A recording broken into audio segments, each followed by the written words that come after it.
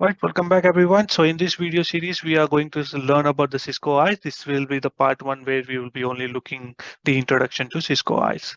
So let's see what we are going to do in this in this video series. We will be looking about the overview of the Cisco ISE, deployment types of the Cisco ISE features, what are the different features of the Cisco ISE installation, how to install and configure the Cisco ISE, and we will also look about the Cisco GUI, so how to navigate for different features, different options, what are the options enabled, and how we can provide those option access to different administrators. Securing ISE with CLI and the GUI. So CLI is very important. We need to secure that one as in the SSH.